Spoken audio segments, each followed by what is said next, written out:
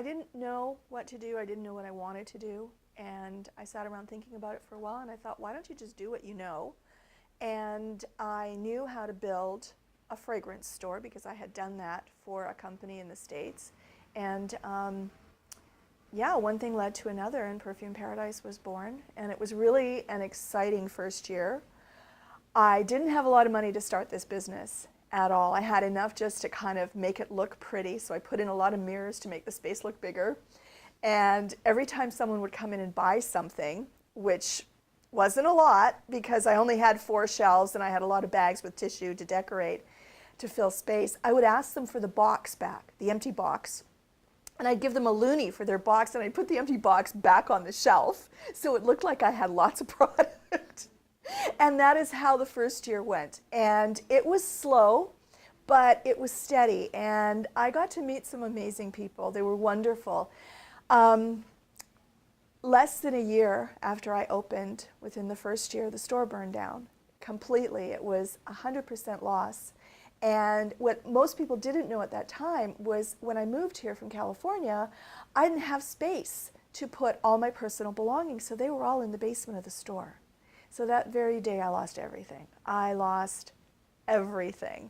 And that is when I can honestly tell you that I saw the heart of Winnipeg, because people were calling and they were saying, when you open again, please call. We didn't even know your store was here.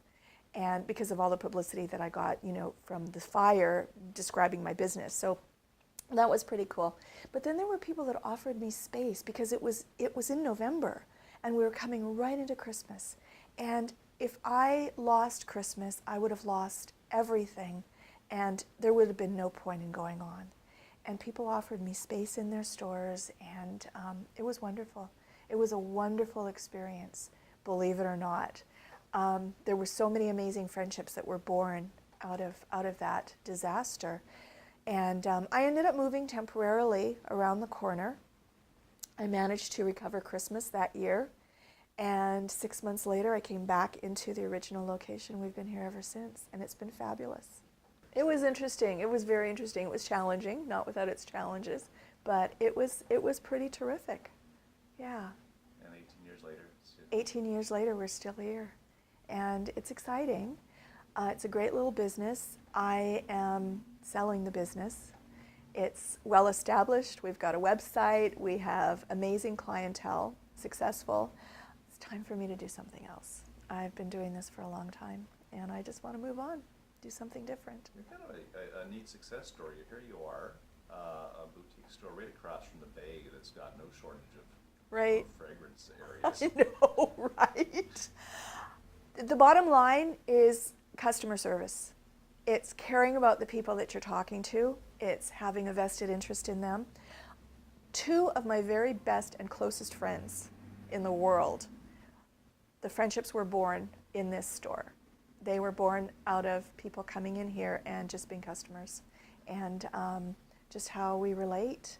You know, my team of 1, Jamie, is the best. People adore him, and it's customer service. It's how you relate to people, I think. Plus the product. We have a very unique selection of product. We specialize in hard to find and discontinued fragrances.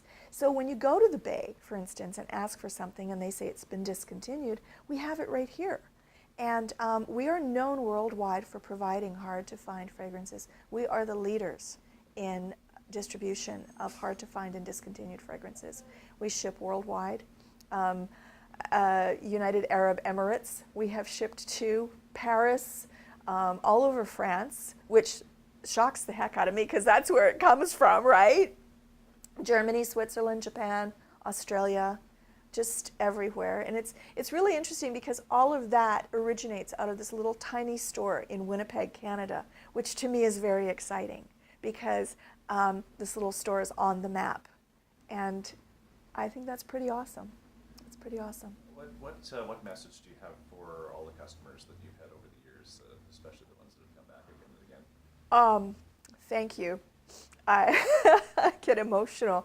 Actually, for the past 2 weeks, I've been in the process of calling 2,000 people to thank them for being with me over all these years. And as I look into our database of all of these people, and I see people have been with me since 2001, 2004, 2007. I mean, wow, can you imagine, you know? And to me, that's just really humbling, you know? And to get on the phone with them as if they're, you know, they are my friends, and they know about my family, I know about theirs, and these phone calls are taking a long time, you know, because there's so much personal connection. But it's humbling, I'm grateful, and I'm very, very thankful. I mean, they've paid my rent, they've bought me dinner, they paid off my car, right? So I think that also part of the success of any small business is for the people that work in it to always remember that those things are happening because of the person standing in front of them, right? I'm excited about my future. You know, I have some pretty solid plans going forward, and so that's exciting.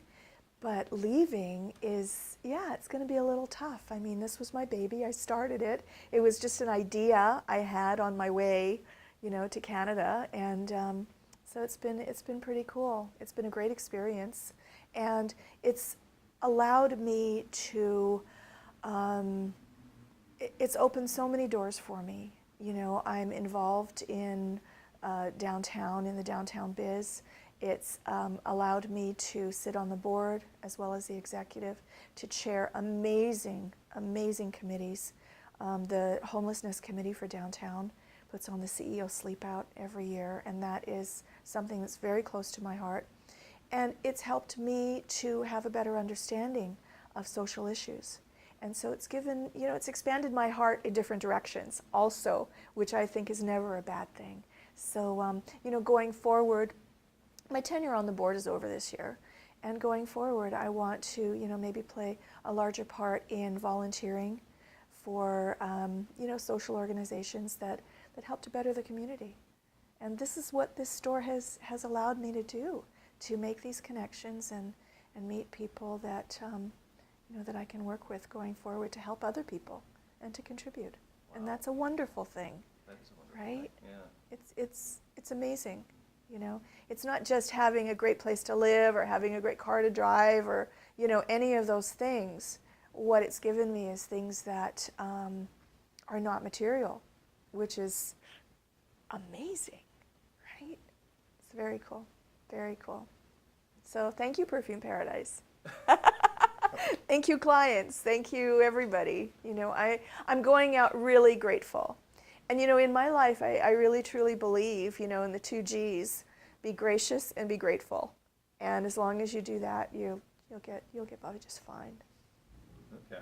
Any other thoughts? This is brilliant, actually. I'm just very happy to have come back to Winnipeg after being away for so many years. This is my home. I was born here.